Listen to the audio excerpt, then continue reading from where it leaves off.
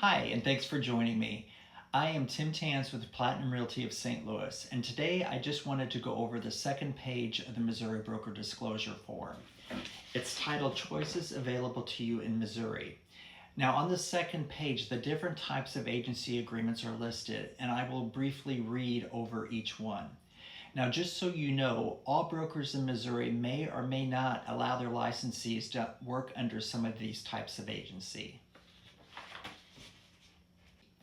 The first is called the seller's limited agent. The duty to perform the terms of the written agreement made with the seller, to exercise reasonable skill and care for the seller, and to promote the interests of the seller with the utmost good faith, loyalty, and fidelity in the sale of a property.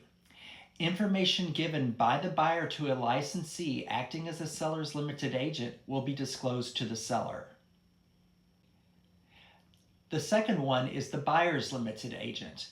The duty to perform the terms of the written agreement made with the buyer, to exercise reasonable skill and care for the buyer, and to promote the interests of the buyer with the utmost good faith, loyalty, and fidelity in the purchase of a property. Information given by a seller to the licensee acting as a buyer's limited agent will be disclosed to the buyer. The subagent, or agent of the agent, owes the same obligations and responsibilities as the seller's limited agent or the buyer's limited agent. You're basically working under the listing agent or the buyer's agent in this type of agency. Disclosed dual agent. With the written consent of all parties, this agent represents both the seller and the buyer. A disclosed dual agent may disclose any information to either party that the licensee gains that is material to the transaction.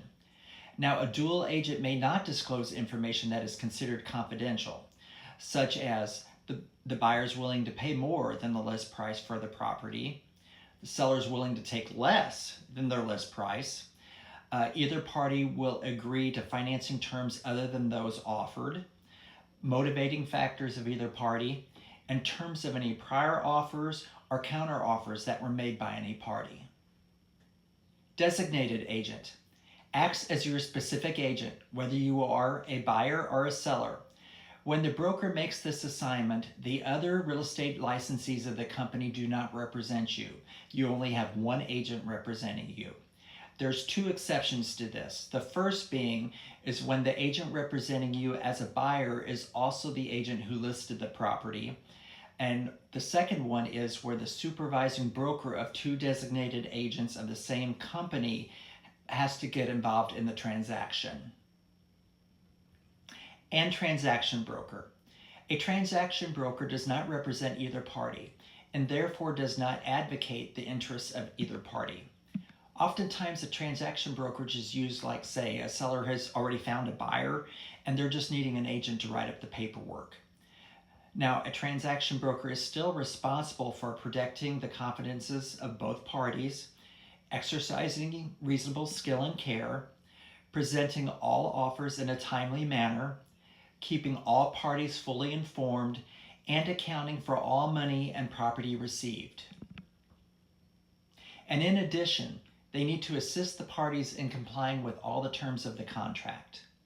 They need to disclose to each party any adverse material defects known by the licensee. And they need to suggest that both parties obtain legal advice if necessary.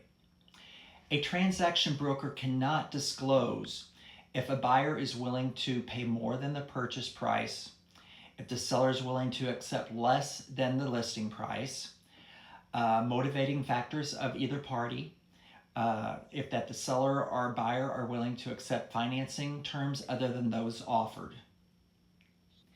A transaction broker has no duty to conduct an independent inspection of or discover any defects in the property for the benefit of either party. A transaction broker also will not conduct an independent investigation of the buyer's financial condition.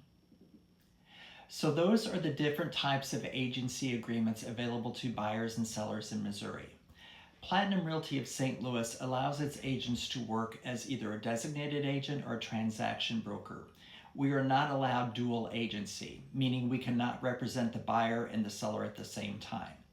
So this ends our discussion of the Missouri Broker Disclosure Form. Thanks for joining me and have a great day.